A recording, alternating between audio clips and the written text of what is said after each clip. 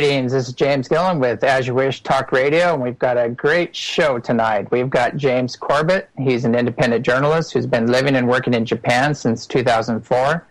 He's been writing and producing the Corbett Report, an online multimedia news information source, since 2007. His forthcoming book, Reportage, Essays on the New World Order, will be available for purchase in 2011. The Corbett Report provides a weekly podcast as well as interviews, articles, and videos about current events and suppressed history from an independent perspective. And if you want to check out his report, you can go to Corbett Report, that's CORBETTREPORT.com, and to get more of the story. But we're lucky to have James on the show with us. James, are you with us? I am here. Thank you very much for having me on the program today. Oh, yeah. I saw your piece on some of like the Sierra Clubs and all these other people. And I've always told people when you look at the sponsors, it's just blown my mind, when you see Shell Oil, and, NPR, you see Merck, the big drug companies and everything else. You just go, what is going on here?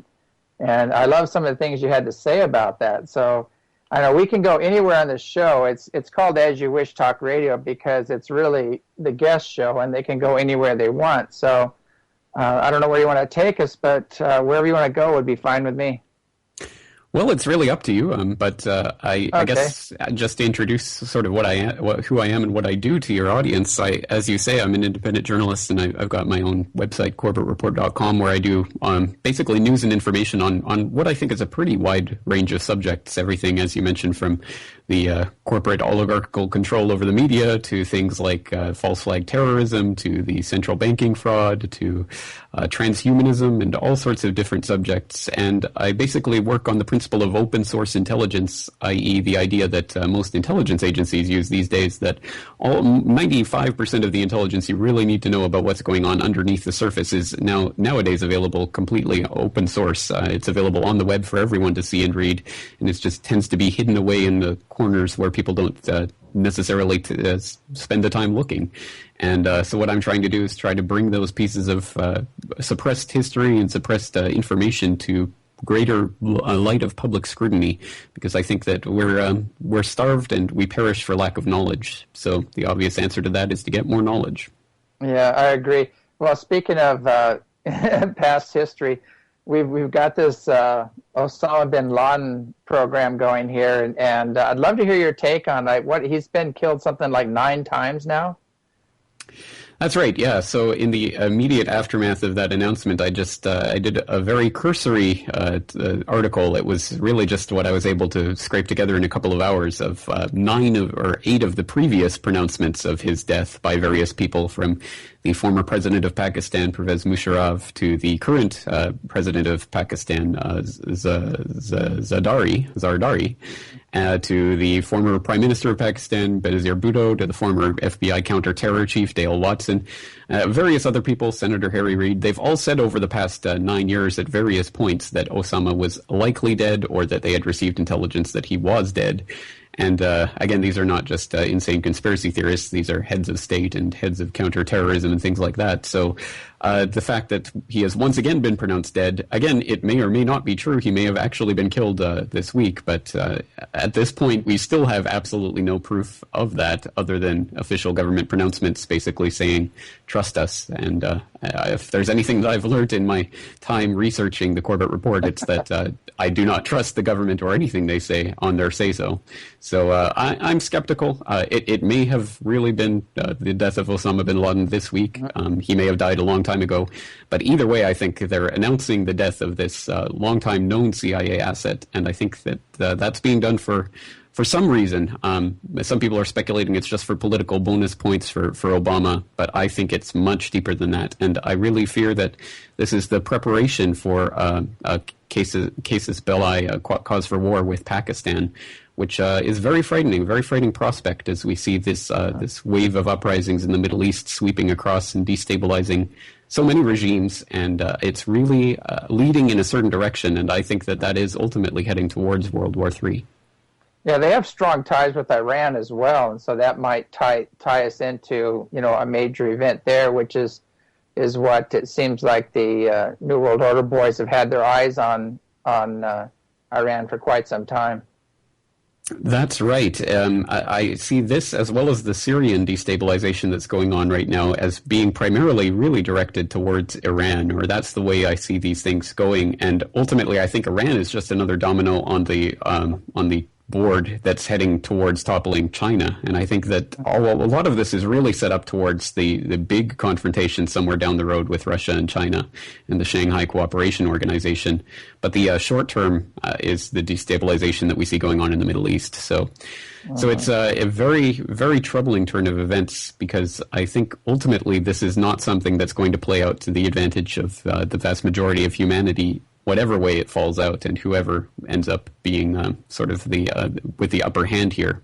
Because ultimately, as well as I know, and I'm sure many of your listeners probably know, there's a lot more going on underneath the surface than we're being told, and it's being puppeteered by people with just incredible vast resources and wealth, and it's being puppeteered for their advantage, not ours. Yeah, also this, some people are saying that this came out to cover up the birthers program, where they're challenging his birth certificate. And that is probably the most shoddy certificate forgery I've ever seen. It's just unbelievable how bad it was. And it's almost like it was done on purpose. Yeah, there are remarkable, bizarre things going on regarding that and the release of that document, and why they spent $1.6 million and all these years fighting at every possible opportunity to release it, and then they suddenly release it, and it has all of these Photoshop layers that can be deconstructed and things. Again, I'm not even sure that personally, I don't have anything invested in the birther meme. Whether or not he was actually born in America, I don't know, but I don't think that's a particularly vital thing to be opposing Obama on. I'd much rather oppose him based on his horrendous policies and the fact that he's a complete continuation, not only a continuation, but really Bush on steroids in terms of torture and secret arrests and the lack of transparency and going after whistleblowers within the government. And all of the things that we saw under Bush is really just continuing, but now it's continuing under left cover. And we see all these people in the left media just giving a pass to everything that Obama does, including starting the unconstitutional war in Libya without any sort of congressional approval. Again, just case after case where he's just extending what Bush did, and in many cases going even further. And no one on the left seems to care. And just goes to further demonstrate my point that left and right is just a complete failed paradigm that's just meant to keep people's brains in well-defined boxes so that the people at the top can puppeteer both sides, and they can benefit no matter who gets into power. Yeah, it's the old divide and conquer program, and when you own both sides, it doesn't really matter. We see this over and over. I always wonder. They say that's a form of insanity to do the same thing over and over again and expect a different result. And it seems like our whole political system is that way. And at what point do people wake up and say, "Wait a second, we get the same result every time, no matter who we vote for? How do we shift this, or how do we change this system?"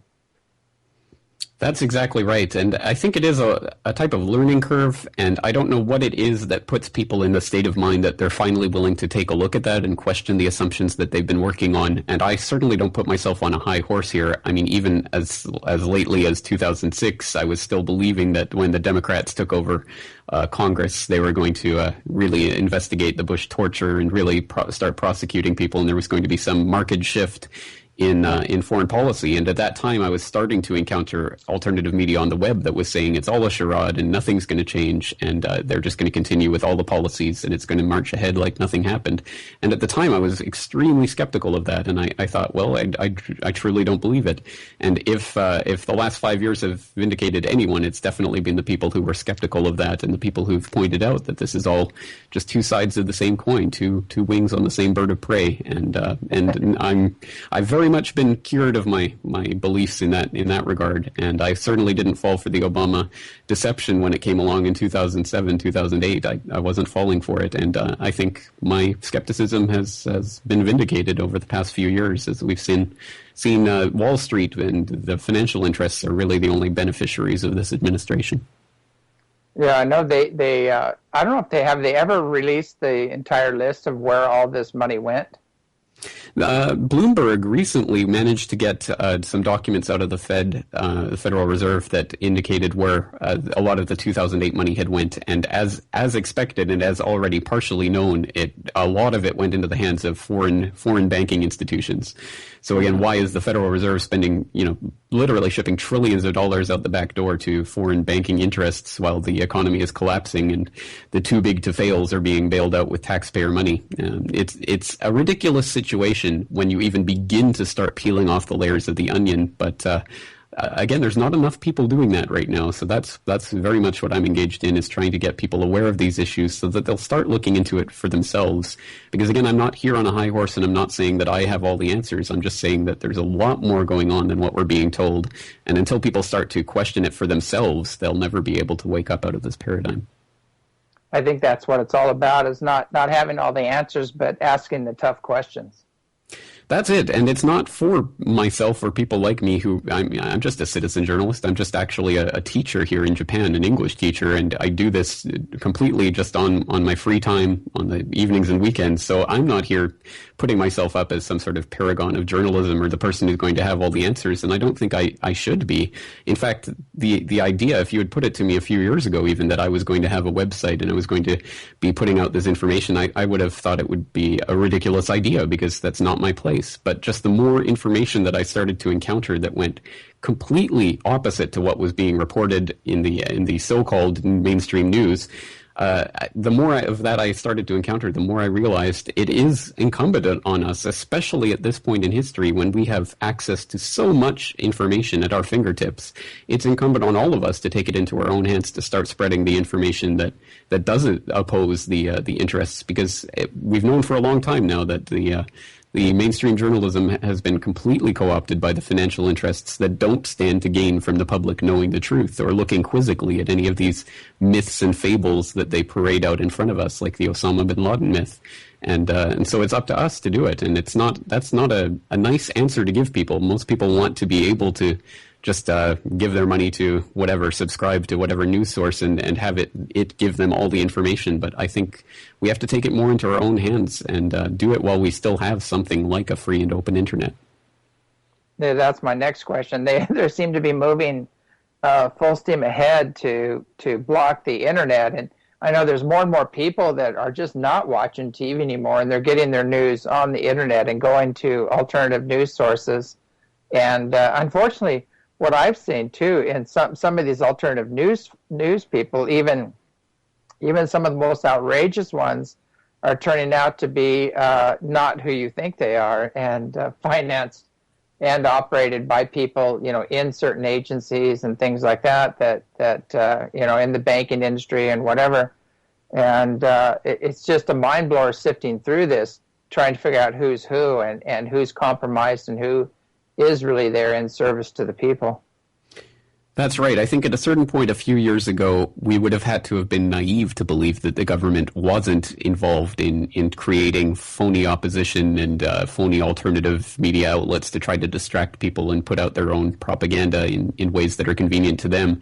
But I think these days we'd have to be actually ignorant of the facts to believe that, because it has come out, of course, with a high-ranking official in the Obama administration came out a couple of years ago, and he was writing, he was a Harvard professor at the time, and he was writing about the idea of cognitive infiltration of the alternative media, i.e. that the government really has to start creating websites or creating personalities to comment on websites in order to interject government talking points onto the blogosphere. And this is now a high-ranking communication official in the Obama administration, so there's no doubt that that's already being done. And I would suggest people go and read that essay that he wrote about cognitive infiltration, because it's just so ridiculous on its face. He, of course, is deriding conspiracy theories and conspiracy theorists, i.e. anyone who questions what the government tells them. And one example he gives of what is an insane conspiracy theory is the idea that sunlight is good for you. He says that's a conspiracy theory that must be countered by the government, and that just the ridiculousness of this type of thing. But again, it's a lot of propaganda is just aimed at people. Unfortunately, the vast majority of people who are only going to look at the headlines and only looking at the surface level of events. And so it's everything that I'm geared towards is trying to get people to go just even one step beneath that surface and to try to look quizzically at who's providing the information and for what purpose. And again, I'm not trying to say that, I'm above scrutiny or that people shouldn't be suspicious. Sure, you should be suspicious of everyone. That's why I always include links to the documentation for what I'm talking about on my website so that people can go and look at it for themselves and come to their own conclusions. Because I'm not here to convince anyone of anything. I'm just here to get them to start looking at it for themselves.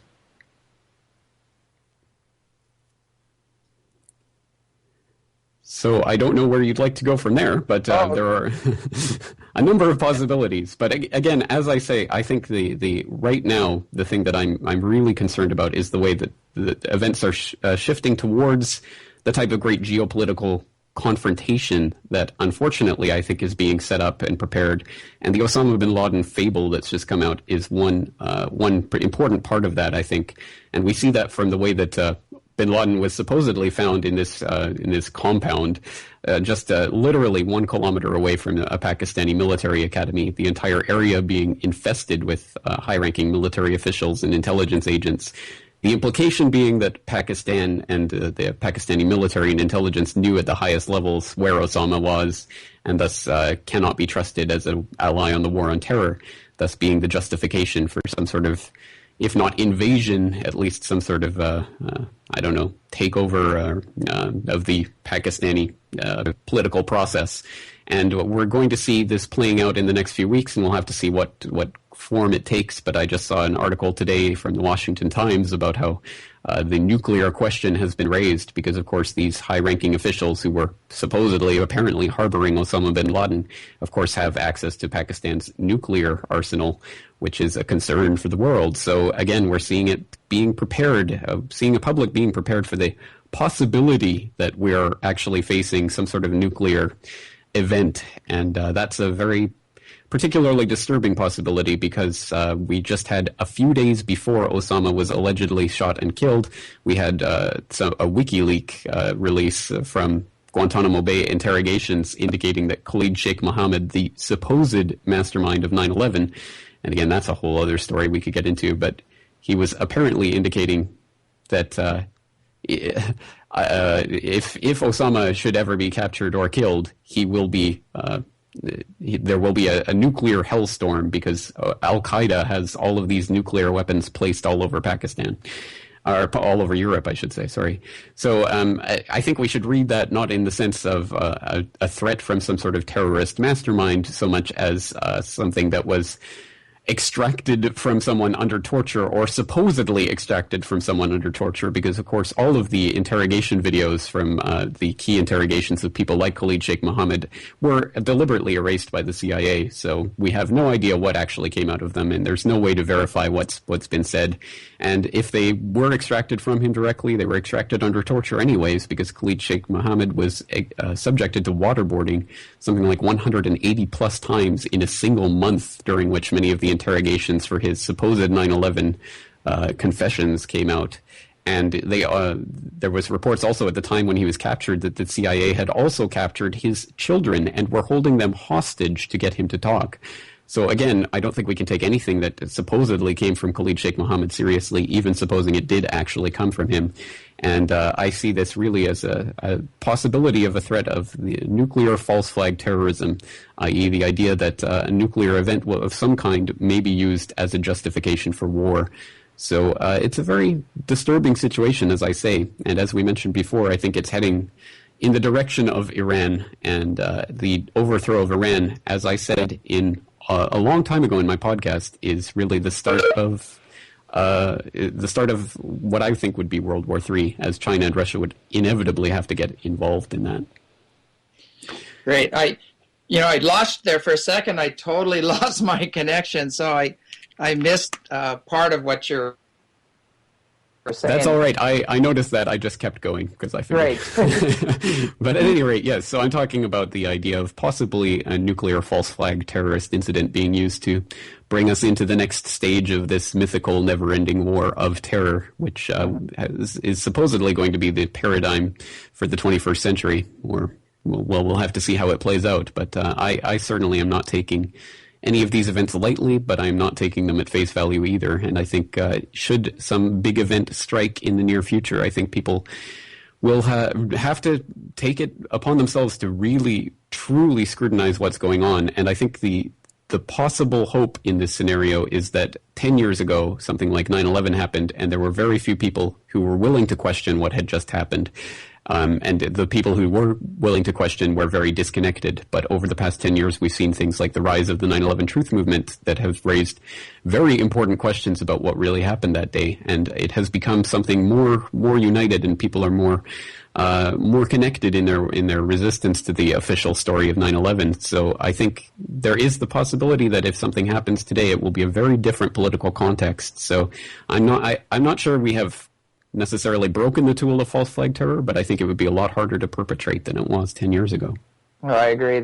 I know the 911 movement, there's a lot of theories about that things were planted and that it was an implosion, a controlled implosion, or some secret weapons were used, some special weapons. And I know they have this technology where whatever they shoot this beam weapon at just turns to powder, basically. And when you look at what was left of those buildings, I mean, everything just turned to dust. It was just unbelievable. So anyway you look at it, I don't know exactly what they used to do it, but there's no other way that I could see that happening other than some type of controlled demolition. I've tried to look at the government story of two planes hitting it and the way the buildings went down, and steel structured buildings, and it's never happened in history. And a fire and planes do not take those type of buildings down. Just nothing adds up on that whole story. I agree. Oh, I don't tend to get into speculation about what precisely did happen because, again, how do I know? I'm just trying to put the pieces together. But I certainly do know that it would be beyond the realm of credibility to truly believe that those two planes knocked down those three towers that day, especially World Trade Center Building 7.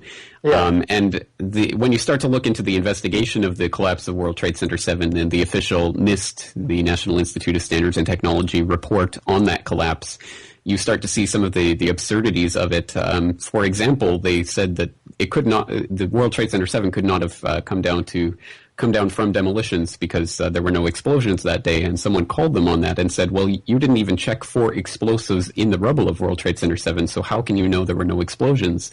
And they said, well, we didn't check for them because there was no need to check for them because it wasn't brought down by explosions. And that was basically the level of investigation, so-called, that they put into their efforts. And now they have this theory about how thermal expansion caused one of the girders to walk off its seat and caused the progressive collapse of the entire building. I think people who take a look at the video of that can see for themselves how ridiculous an explanation that is, as the entire building comes down symmetrically into its own footprint at freefall gravitational acceleration admittedly for 2.5 seconds freefall gravitational acceleration, which can only happen if every single beam and girder and connection is broken at the exact same moment, which I think we can say would not happen from an asymmetrical fire. So no doubt that there's deep questions, but I also don't simply focus on the physical anomalies of that day because I think there's much, much more going on 9/11 than simply that. There's obviously things like the 9/11 money trail, which I think still has not been adequately investigated. And you look at the SEC so-called investigation of the insider trading that was taking place on that day. Not only the airlines, like most people know about, the high volume of put options that were being put on airline stocks in the lead up to 9/11 so that somebody profited to the tune of millions of dollars on those trades, but also all sorts of other put options on different companies. There was a 2006 study published by... and the purchase of the building, everything, and the security of the building, and who was... That's right. Yeah, the security obviously being run by Kroll, which is a very interesting company to look into, and the involvement of someone named Jerome Hauer, who also apparently, according to the New York Times, told the Bush administration to go on Cipro, the anti-anthrax drug, on the morning of 9/11. And of course, right after he did that, supposedly we find that the anthrax attacks had been launched. And the anthrax attacks is another absolutely key part of that whole 9/11 myth, because again, that's something that's kind of been swept under the rug since it came out that the anthrax came from Fort Detrick, and the FBI investigation lasted several years, and finally they pinned the blame on someone who then conveniently committed suicide before he had a chance to actually be tried in a court of law. So again, all we have is FBI hearsay and speculation, but again, that case is even falling apart, and we have congressmen who are now calling for a new a new investigation of the FBI investigation.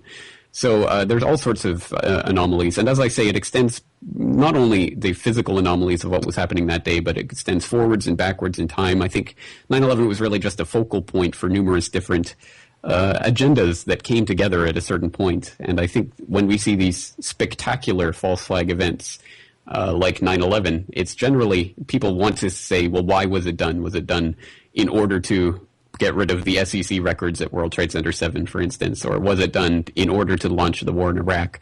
But I don't see it as being that simplistic. I think these types of operations can only be done if the agendas of numerous different individuals come together at the same time.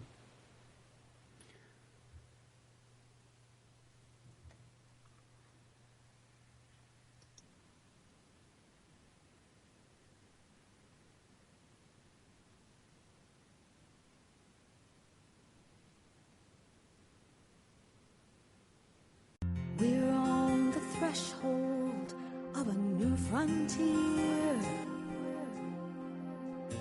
A new world is finally here.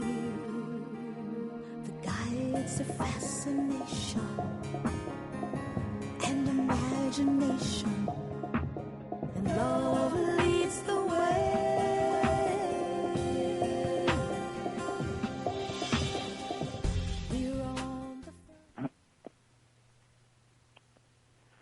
All right, hopefully we're back on the air. We're on This another... is James Corbett. We're back on the air, but we seem to be having some technical difficulties, so the host will be joining us once again quite shortly, I hope. But at any rate, until that point, I'm happy to keep going. So as I was talking about earlier, on the Corbett Report, I cover all sorts of information like this, false flag terrorism and other issues.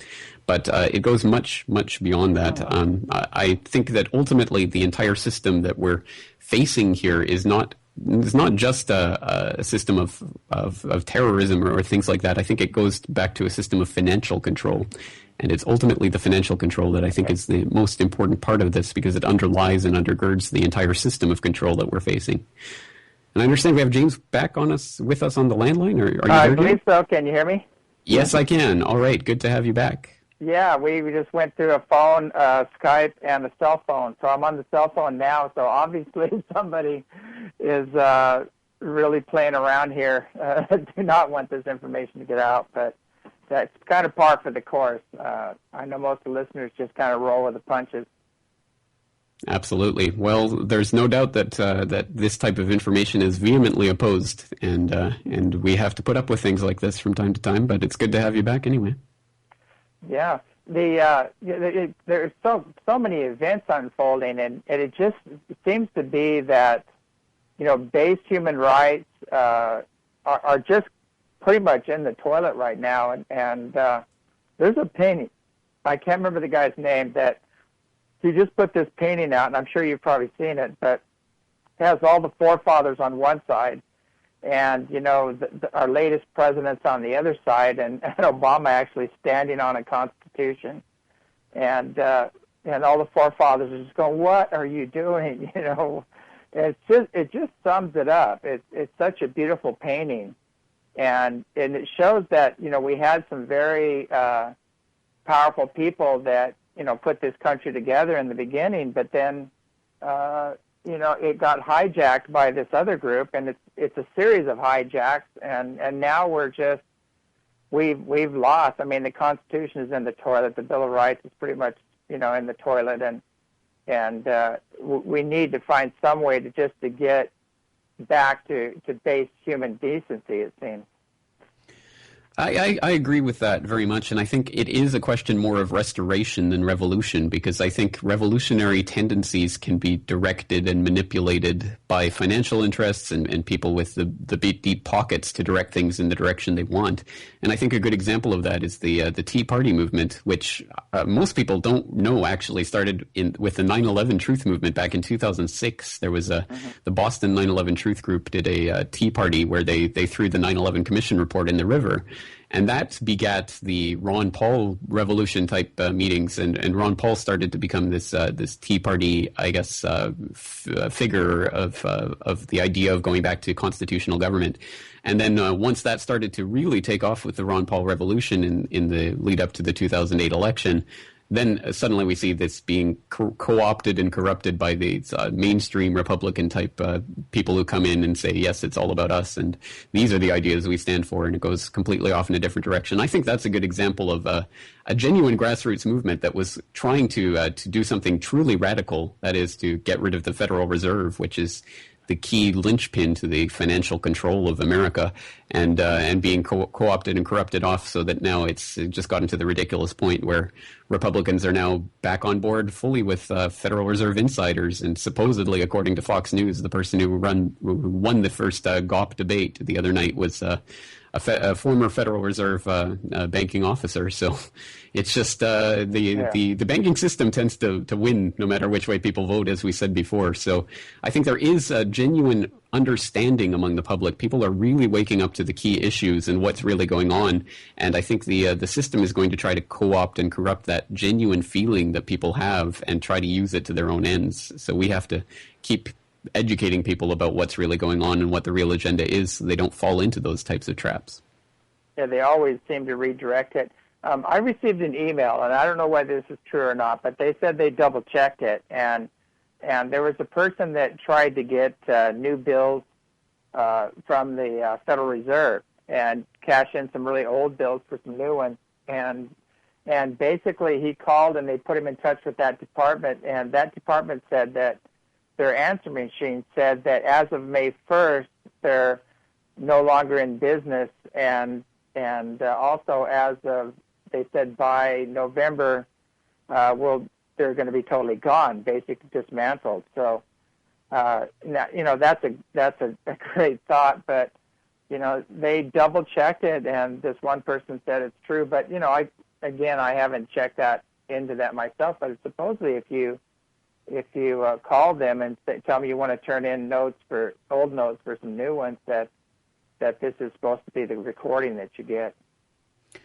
Well, I haven't heard anything about that, so I can't really speak to the truth or lack thereof of that story. But it is certainly indicative of the idea, at any rate, that we are heading towards the collapse of the dollar, and that is absolutely, that's just obvious and evident from so many different things that are going on. And even the collapse of the dollar, which I think has really been planned, and that America has been positioned for this for a long time now. I think that even that they can still use to their own ends, because a lot of people get hung up on the idea that people like David Rockefeller or George Soros or others are American, or at least naturalized Americans, and thus people tend to think that maybe they want America to survive or thrive. But I don't see it in that way at all. I think these types of families with all of this money and wealth and resources behind them, they don't have any allegiance to any nation state. And in fact, if you go to David Rockefeller's memoirs, he'll write about how he's a proud internationalist and how he wants a one world government, and he admits it all out in the open. And again, a lot of us have been conditioned to believe that one world government is all of us joining hands and singing Kumbaya and living under sunshine and lollipops for the rest of eternity. But I see it much, much in a different context, basically under the thumb of a small group of people who can control the entire world system by controlling the access to wealth. So I think the fall of the American dollar and the American economy and the American empire is very much being consciously strategized at this point, and China is being consciously built up as the answer to this. It's going to be the engine of the New World Order, according to George Soros, and people can just type that into YouTube and see all sorts of videos where he talks about that. And I think it's getting to the point where we now see that the collapse of the dollar is not something that people joke about anymore. It's very, very much a real thing. And we saw recently with the S&P trying to say that they might downgrade the American credit because America has no fiscal policy that makes sense. And we see Timothy Geithner saying, well, that means you have to raise the debt limit, otherwise we're going to default, and it'll all be your fault. As if just raising the debt limit and going deeper and deeper and deeper and deeper into debt created out of nothing by the bankers is somehow going to save the system. I don't know. It's a ridiculous scenario, and it relies on the people not understanding even the basic precepts of how money is created in the system or what money is at its base. And again, that's another thing. If we don't have knowledge about this, we will perish for the lack of knowledge.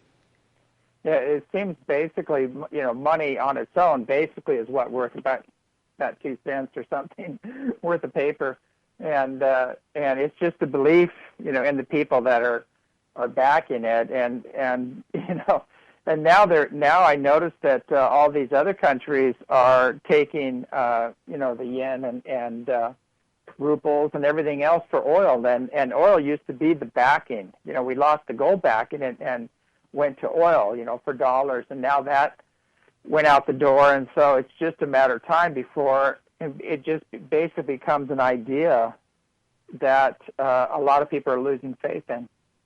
Well, that's exactly right. And that's exactly it, because money is just what people accept as money. And we've really been, I think, purposefully led away from that understanding over the past several decades, especially in the Western countries. I'm Canadian, but I live in Japan, and of course most of my listeners are in America. So in that Western context, in developed countries, we've just basically been trained to accept that money is this paper that we have in our wallets or some digits on a screen or on our bank statement. And we've never really been taught to question that or why that is or how that works.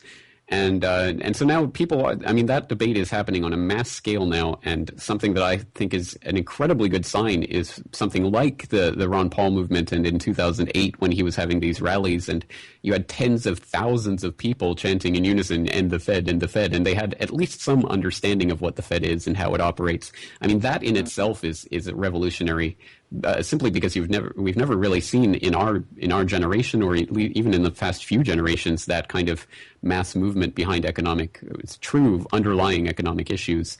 And when you start to look back at American history, you find that really since the founding of America, the history of America has really been this long struggle between the colonies, the people who were fighting for their independence from the crown, and the people working for the crown, who basically wanted to subject the American economy to a central bank that was ruled offshore basically by the crown and the banksters and the old world, the European wealth. And we see in 1913 with the institution of the Federal Reserve that ultimately that debate was decided in the favor of the banksters. And ever since then, people, the idea of talking about the banking system or how it works fundamentally has largely shifted away off into the realm of economic academics, and people don't really talk about it. But if you look before that point, there were all these mass popular movements that were really concerned with how money is created, who controls it, what it should be based on, so that even in the late 19th century, of course, you have William Jennings Bryan and the Cross of Gold speech, and you have all these incredible mass movements in the past that are based on this, and so it's good to see that happening now. And it doesn't mean I necessarily support the Austrian School of Economics or that only gold can be used as money. In fact, I don't believe that. But I think it's still a good thing to be injecting this into the debate and getting people to really think about these issues. Because again, if we're not thinking about it, then we're just going to stumble along blindly into this economic collapse. And that's going to put millions, if not tens of millions, if not hundreds of millions of people around the world into even more grinding poverty and ultimately enslavement. Mm-hmm. Yeah, they always say, there's a lot of different sayings, you take a man's job, and you'll have him angry, take away his food, and you're going to have a revolution. And, it seems to be we are moving into a food shortage, because of all this crazy, insane weather modification going on. Have you looked much into the chemtrail issue? I have talked about it on my podcast before, and I've talked to people like Rosalind Peterson of California Skywatch, and yeah, there's no doubt that there are all sorts of things going on right now that and the more you look into it, the more you find that this chemtrailing is actually they say it's to decrease the temperature of the Earth in their little white papers and things they write about what they want to do and what they're maybe kind of doing a little bit at an experimental level that they'll admit to. And they say it's to lower the temperature of the Earth and save us from global warming. But of course, the actual evidence shows that it's actually raising the temperature, which is interesting because it seems like, again, with the climate change hoax, that it seems that they're actually trying to make it happen in order to bring about the excuse that they need to garner more control for themselves and institute their taxes and carbon credits and all of that, which is just another form of control. And there's all sorts of other issues, obviously, with the chemtrailing and the aluminum and barium oxide and all of these chemicals that are being put into our environment.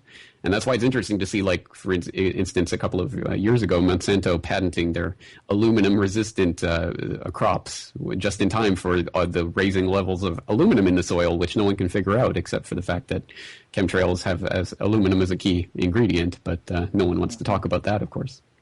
Yeah, they're finding a lot of these toxic heavy metals 6,000 times over the toxic limit. And the EPA, nobody will talk about this. They won't touch it with a 10-foot pole. And we've talked to senators about it that looked into it and came back and basically they were told, look, if you enjoy your family and your job, and want to continue breathing, you won't go there. And they didn't. They dropped it like a hot potato. So, I mean, it's that serious, for, a lot of people have disappeared talking about chemtrails and their whole life is been disrupted. I know I got in big trouble for it because I brought it out in the early 90s and went on a local TV station here and I brought toxicologists and I brought, an engineer and all these different, and William Thomas, and all of us got together on this, station here. And talked about the chemtrails and what was going on and trying to look up. And 2 days later, we had a plane, treetop level, spray us. And I live out on a ranch out in the middle of nowhere. And the chickens all just dropped. They just hit the ground and some kind of a nerve agent or something is what they sprayed. And that was their answer to going live on the air on TV and talking about the chemtrails. One of the other things I wanted to mention too is that they're also spraying strontium in these chemtrails, and I always wonder between Fukushima and the chemtrails, this radiation may not just be coming from Fukushima, it may be coming from the chemtrails themselves.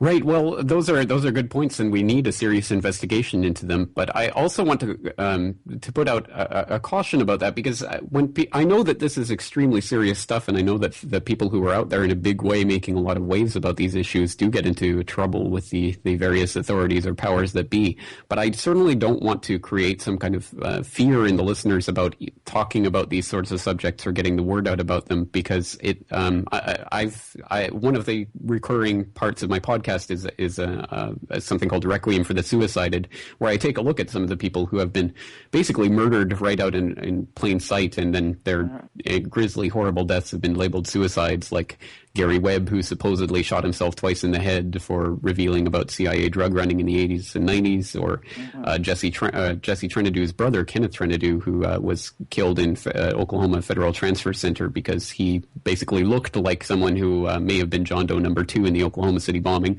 All these types of things where people have been murdered in grisly fashion and then their deaths labeled as suicide. So I know this type of thing goes on, but I want to stress to the listeners out there that there is I really don't think that people have to worry or watch over their backs at every possible moment for this type of thing, because the vast majority of people out there, there's just too many of us to be contained or to be watched at all times. And I think part of what the psychological operations that the CIA and others run is to try to convince people that they can control everything and they can watch everything. And if you speak up, then you're going to be hounded or that sort of thing.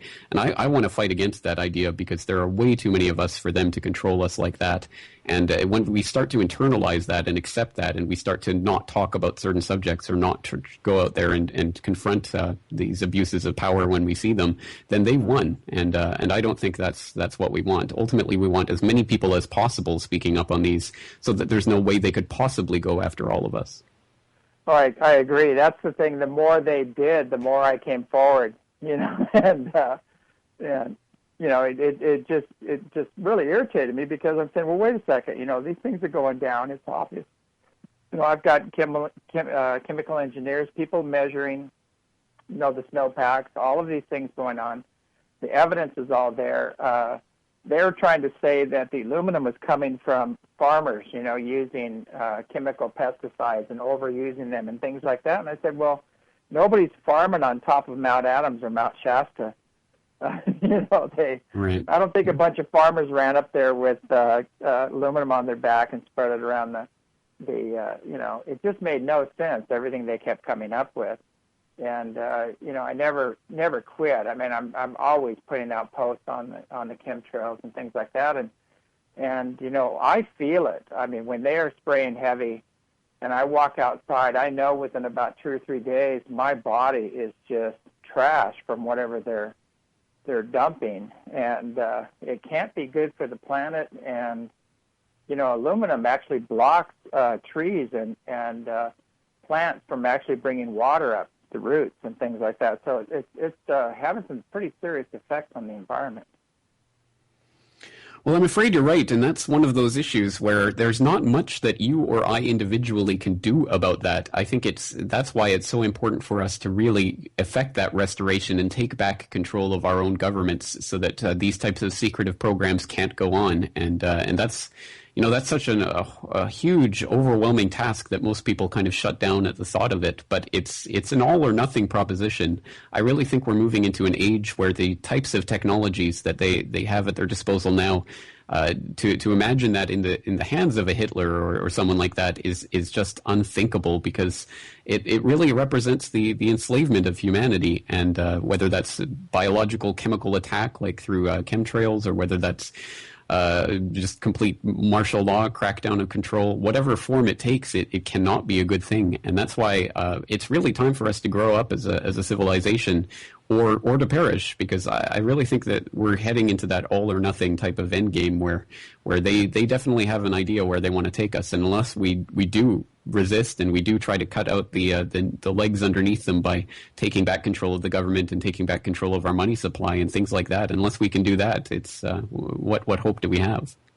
Yeah, I agree. It's got to be a unified effort, and can only be done by educating the masses and getting them to wake up and smell the coffee and just stop participating in these programs.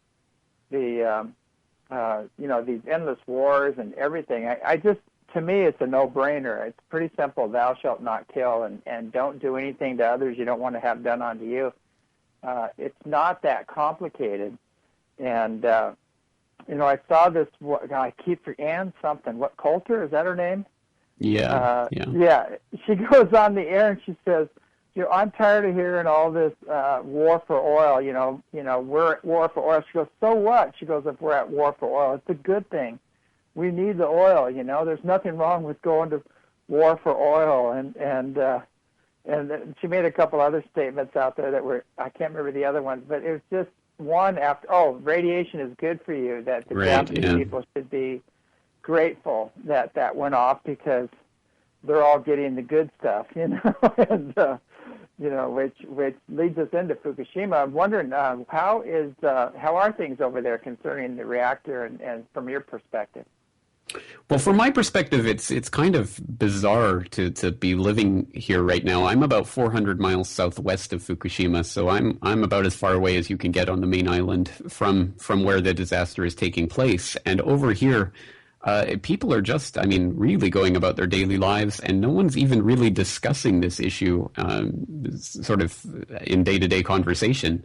So it's really bizarre to be living this and then going home and reading about it at night and reading about the incredible things that are going on. But it's perhaps not surprising to people who know about the Japanese culture, and it's kind of a culture that's based on you just have to gut up and take it and carry on and do what you're told. And that's kind of the underlying cultural norm here.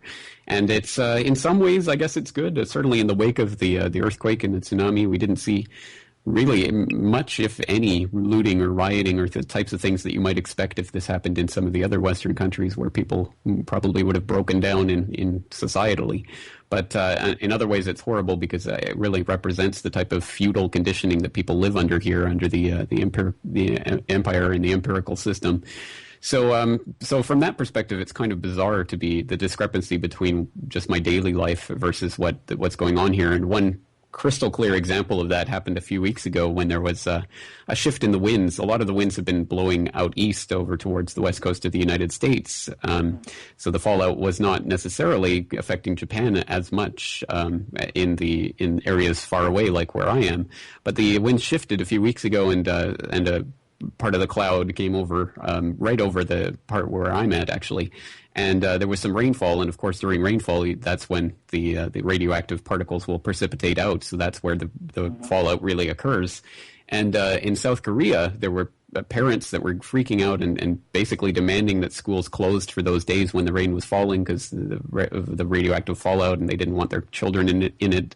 And there was absolutely none of that here. There was no schools closed. It was just business as usual, and it's just such a bizarre discrepancy. And but we see signs that it's changing, and there's some reports coming out that parents in Fukushima, the prefecture, the state, the area where the disaster happened, are starting to get furious with the government, who has now basically raised the allowable limits of radiation in playgrounds so that they basically don't have to send the students home. They can just continue to play in these radioactive playgrounds that are now showing, hundreds of times regular radiation levels. So parents are really starting to get fed up over there, but it's something that's not being really touted in the media here. So again, there's just this big discrepancy between what's going on and what's happening in everyone's daily life here. Yeah, it's unbelievable. I saw that. I saw all you've seen the picture of all the foil hats they have? No. They have these like foil hats. They're made out of some kind of material, and they're kind of cool looking, basically, but they look like a hood. And I guess they have them under their desk for disasters or something. I have a friend over there. I was talking to him about it, and I said, "Why is everybody wearing these hats?" And I thought it was some kind of a sect or a group or something, and religious group or whatever. And he told me no. He said they have those under their desks or in their desks or whatever. And I guess when they have an earthquake or something, they pull out all these these hats, and put them on. So I thought that was quite interesting. Well, I don't really know about that because in the area of Japan where I'm at, it's actually there don't tend to be very large earthquakes right in this area. So I think it's actually quite a nice part of Japan to live in. There's no volcanoes, no earthquakes. Typhoons aren't that bad here, so it's quite a nice little area of the country. But yeah, it's definitely a country that's used to these types of cataclysmic, huge-scale natural disasters. So there's a lot of awareness of it and preparation for it. And I think the Japanese government did a fairly good job with the response to the tsunami. And but now we see in the wake of that immediate response, we see the long-term sort of response being neglected, and we see people are still living in shelters and now being kicked out of the gymnasiums and things where they were staying because schools basically want to get back to business as usual, and these people still have nowhere to go. So it's still quite a huge humanitarian concern, but of course it's kind of just falling off the media radar where it was such a big deal for the first few weeks.